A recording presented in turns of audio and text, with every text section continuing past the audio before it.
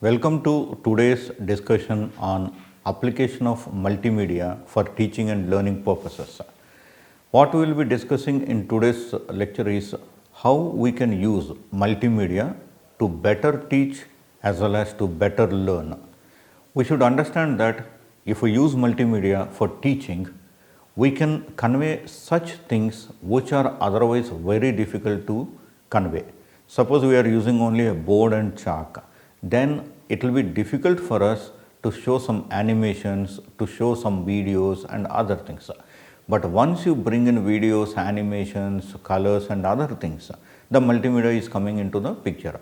Now there will be many students trying to understand your lecture, and if you switch to multimedia wherever appropriate, they will be able to learn things very fast, and it is also possible for you to teach many things in less time when compared to the conventional way of teaching just exclusively using only chalk and the board.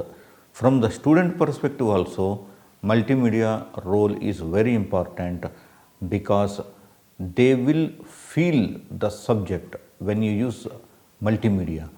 So nowadays what we are observing is YouTube is very famous. The reason for YouTube being famous is that people are able to learn things using video. Okay, now once video has become very effective, then many things have come up such as virtual reality, then augmented reality, and many things like a 360 degrees video, then you have a 360 degrees photos. So all these things have come. One important sign which you have to see is that whenever advancements are happening in a particular technology, it means that that technology is under utilization. If something is not under utilization, then there will be no advancement in that also. So if you find a software where the versions are getting released regularly, it means that there are people who are using that software, there are people who are pointing out enhancements, there are people who are pointing out to bugs, due to which the developer is releasing more and more versions. Suppose you release a software and nobody is using, then no new version will also come because you don't have any feedback from the field about the bugs or about the enhancements that you expect. Multimedia has been taking off from the day of its inception, and you can find ample number of multimedia packages, ample number of features that will be very useful for you to teach as well as to learn. And in fact, a teacher is always a learner, and a learner is also teacher in nowadays, because there are many people who are learning as well as teaching simultaneously. For example, if you take YouTube, you can find n number of people teaching using YouTube. They will be teaching lives, they will be teaching through video recordings, and you can find millions of views and many people dedicatedly and very importantly relying on such lectures. So video means multimedia, and what you really show there will really matter, and there you can use many technologies. Okay, so developing small videos is very easy. There are many packages with the help of which you can develop small video clips such as KineMaster, you have Scompa and many other things. But however, if you have to use multimedia to teach, then you need to learn a bit about multimedia to teach as well as to learn. So today we will be discussing the role of multimedia in both teaching as well as learning. Pedagogues are useful teaching aids only if they stimulate and motivate the students. The audio-visual support to a pedagogue can actually help in doing so. A multimedia tutor can provide multiple number of challenges to the student to stimulate his interest in a topic. The instruction provided by pedagogue have moved beyond providing only button-level control to intelligent simulations, dynamic creation of links, composition and collaboration, and system testing of the user interactions. Now we will be looking into some of the examples of the pedagogues. One very important thing is, even if you consider a kid likes videos, a kid likes to watch cartoon films and other things. So whenever you find him that though you enjoy the company of the kids, sometimes you may feel disturbed. Then in case you can switch on a small cartoon based video, he will be silent looking at it and enjoying, and he is in his own world. So this is nothing but multimedia, and you can find n number of cartoon videos. For example, even if you look at the DTH or any other TV channels, you have a number of channels dedicated only to the children. For example, CB Buys of BBC, like Nick and other things. There are ample number of TV channels which are focusing on multimedia for children. So as you grow, the multimedia is not going to leave you. Multimedia will be with you, and then you will be learning more and more things using multimedia. And even the kids learn a lot when they are enjoying, which they themselves don't know that they are learning, and sometimes even we don't know that they are learning, but they learn a lot. So if we see at the pedagogues, one is the simulations. This is an important area of pedagogy where a student is engaged in situations of problem solving. Simulations are mainly categorized in two main forms: scenario based simulations, knowledge based simulations. Now if we come to scenario based simulations, they are multimedia based, use videos, graphics and sounds to engage the student in a particular problem situation. However, these scenario based tutors have limited answers and suggestions to offer. Knowledge based simulations are more intelligent as far as behavior is concerned and are adaptive to student needs, however are difficult to design. Let us discuss about some examples in this area. Simulations are some things where people are learning many things without going onto the field. For example, one very important simulator is flight simulator. One learns flight using a simulator initially before they really board a flight and learn. So there are many things that can be included in a simulator, even a network simulators. Okay, so one can simulate a 4G network, one can simulate a 3G network, one can simulate a 5G network, and they can set up environments, and they will get results that may not be 100% corresponding to the same situation in real life, but at the same time it is definitely nearer to the real life. In case you go for a relative evaluation, then usage of simulators is definitely useful, because it is just not possible to implement everything in real life at the testing level. For example, if you think of implementation of a 4G network in a terrain environment, it is just not possible for you to implement it and test it. Yes, when you implement it, you will definitely test it for a while, but at the same time, before implementing it, you can definitely simulate it, because in real life implementation, it will cost you crores and crores of rupees. So first you will implement it on simulator, and once you are confident that yes, it can be now implemented in real life, then you can do it. Now let us see some examples of scenario based simulations. For example, the cardiac tutor. The tutor has been developed by Chus Elliott at the University of Massachusetts Computer Science Department. It is a knowledge based simulation which teaches the student about the cardiac resuscitation. The knowledge about cardiac resuscitation was collected iteratively from various experts in the area.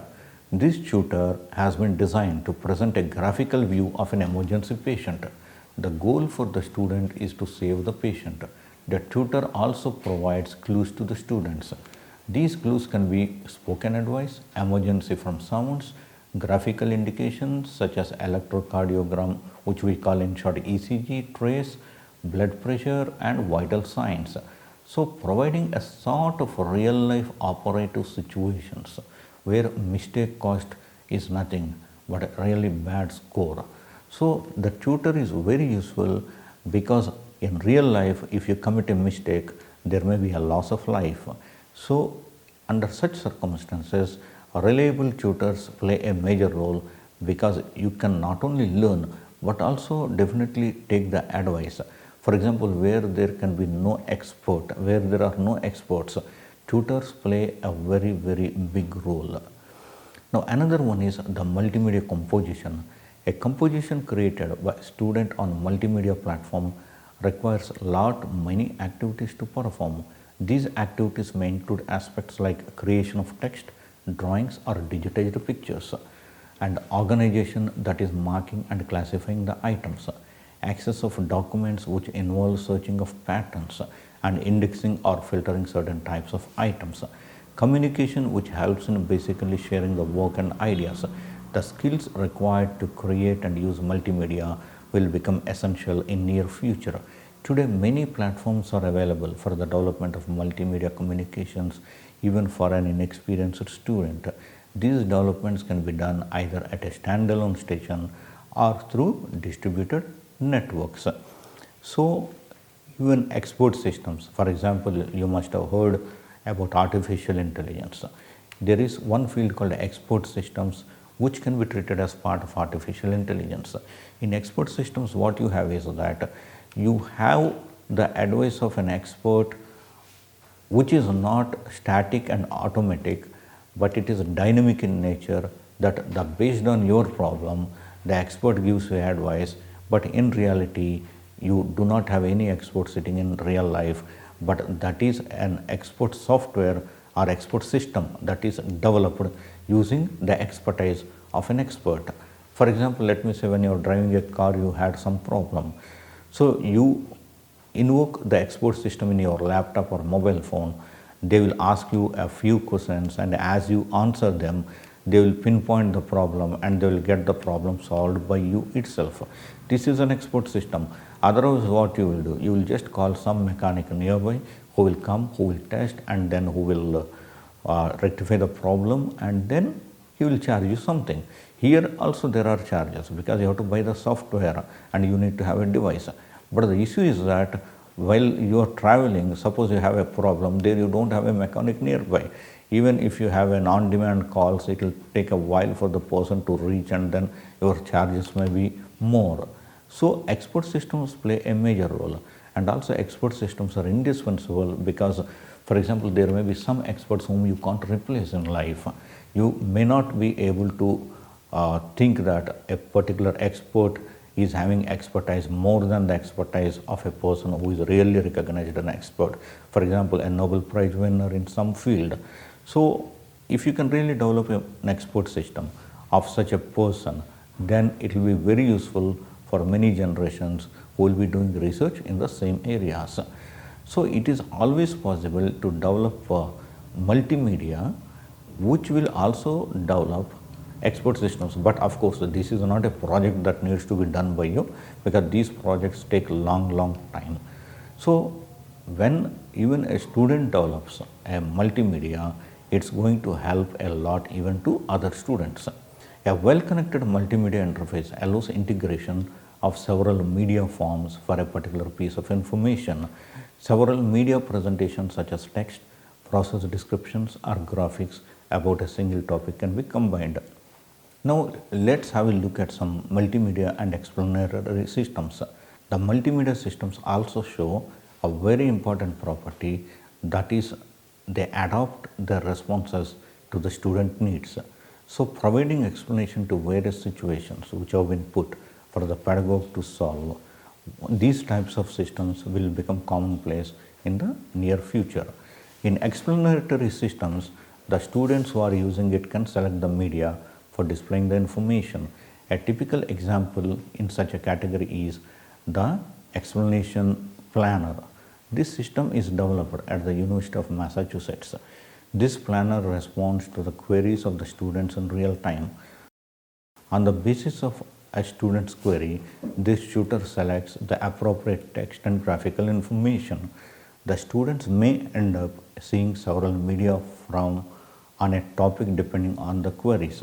It is not the system which only presents information, but it adapts itself to the needs of a student based on the question asked by the student.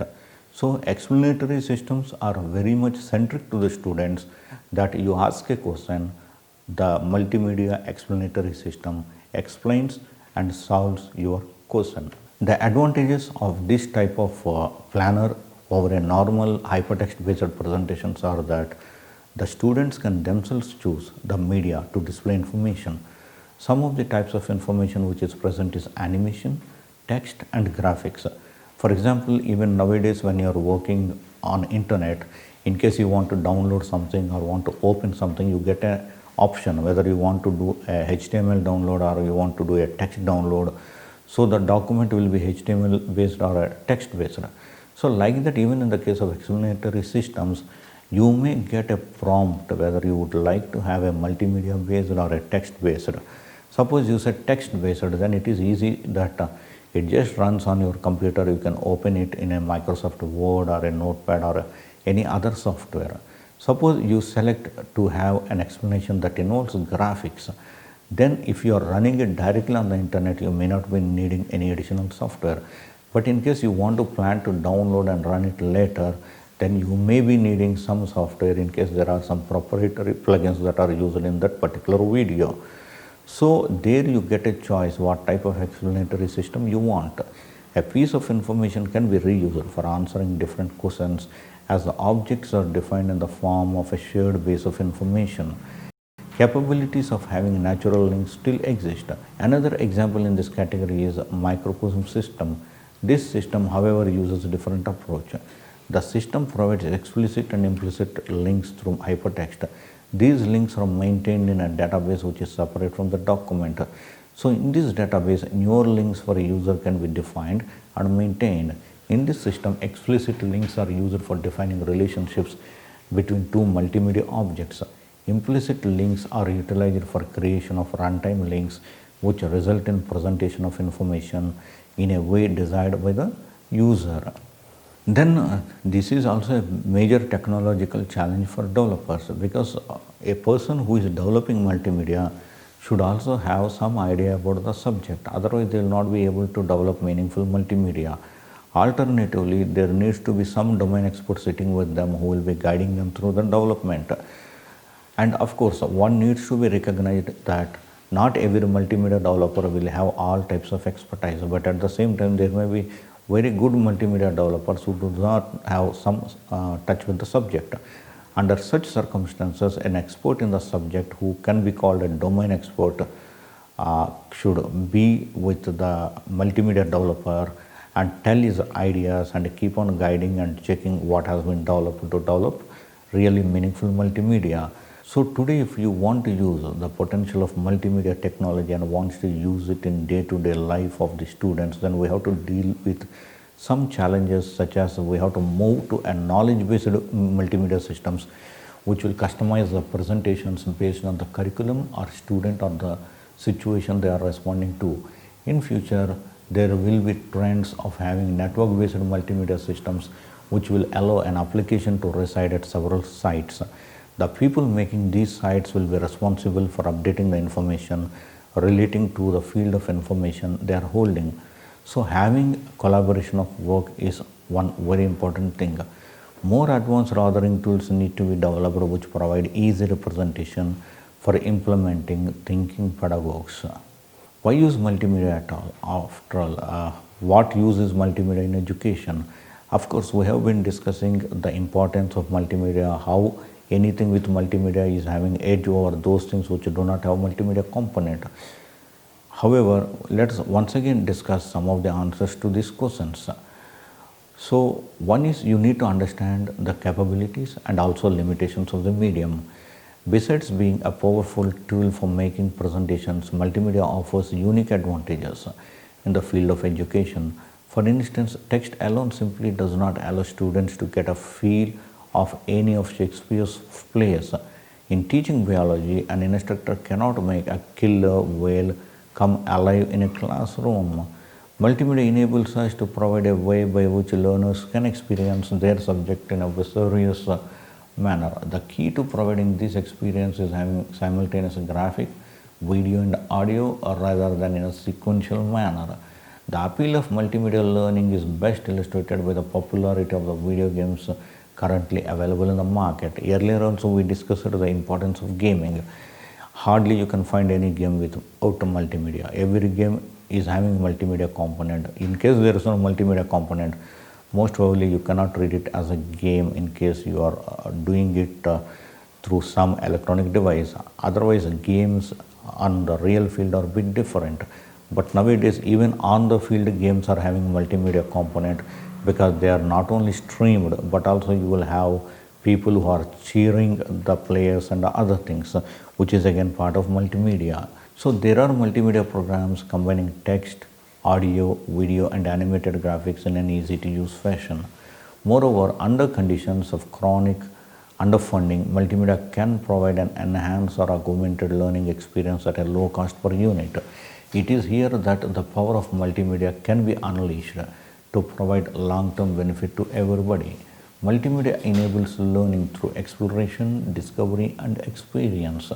Technology does not necessarily drive education.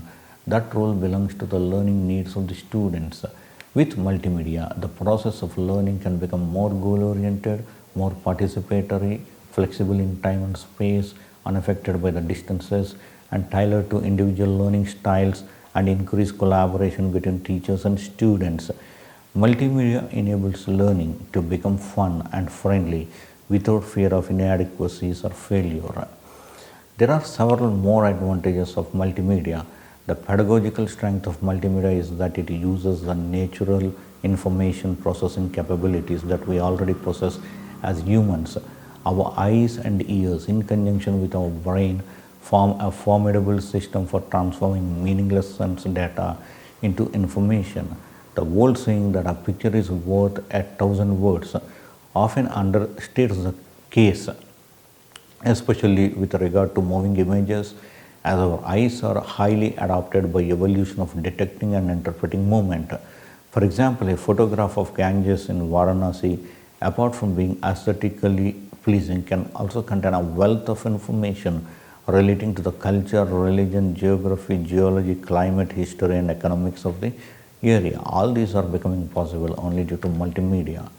Similarly, a recording of a politician's speech can allow us to discern significant semantic features not obvious in a written transcript. For the student, one advantage of multimedia courseware or the text-based variety is that the application looks better. If the courseware includes only a few images, at least it gives relief from the screens of text and stimulates the eye even if the images have little pedagogical value. More often than not, the inclusion of non-textual media into courseware adds pedagogical value to the application. For example, a piece of courseware describing a dig at an archaeological site would be more valuable to the student if it included images of the site, such as enhanced aerial images showing features like old field boundaries or diagrams illustrating where the digging and scanning took place. In this respect, using the text only, even in a creative way, the obvious limitations as compared to the use of both text and pictures. Now, there are also disadvantages. You should know that whenever there are some advantages of any technology, you will also have some disadvantages of the same technology, and you need to look into both, and then you have to decide whether you have to really use the technology or not. So, unless advantages outweigh the disadvantages, you should not use any technology. So, it is essential that you know both advantages and disadvantages. So, here we will look at some disadvantages of the multimedia. Multimedia requires high-end computer systems. Sound, images, animation, and especially video constitute large amounts of data which slow down or may not even fit in a low-end computer. Unlike simple text files created in word processing, multimedia packages require good quality computers. A major disadvantage of writing multimedia courseware is that it may not be accessible to a large section of its intended users if they do not have access to multimedia capable machines. For this reason, courseware developers should think very carefully about the type of multimedia elements that need to be incorporated into applications and include only those that have significant value. For example, the bandwidth is a major bottleneck. So in case your multimedia is heavy and the file is heavy, then it may be difficult for people to run it live as well as run a downloaded version. And in case of mobiles, you need to be sure that the lighter versions are available. Otherwise, keeping in view of the mobile RAM and other things, it may not be possible for the video to run without any jerk and other things. So in case you want the multimedia to run very smoothly, memory issues are very important, and you should keep it as small as possible from memory perspective. You can have a number of multimedia videos separately rather than having one video including everything, because it occupies a lot of memory and it needs it in a single chunk. Multimedia has other weaknesses also. While proponents of this new technology are very enthusiastic about its potential, they often leave the financial and technical issues unattended. Development in multimedia are very high, and the process of developing effective multimedia takes time. Time spent on developing the costs, then you have to think whether the time that is spent is justified or not. There are several benefits to the teachers, and it also allows for creative work. It saves time for more challenging topics. It replaces ineffective learning activities, increases student contact time for discussion. Multimedia packages require money, so that the true cost of a multimedia package or an interactive program mounts with each delay. So any cost escalation needs to be seen. Hence, it is better that we do not delay any multimedia related work but complete it in time. Further, if the prerequisites for using multimedia include some issues of computers with related software, the user must possess a minimum level of computer literacy, and in order to explain the capabilities of this medium for the learning. It is possible to use the multimedia in an educational setting also. So in case you have any doubts, please feel free to email to pvsuresh@igno.ac.in. Thank you very much.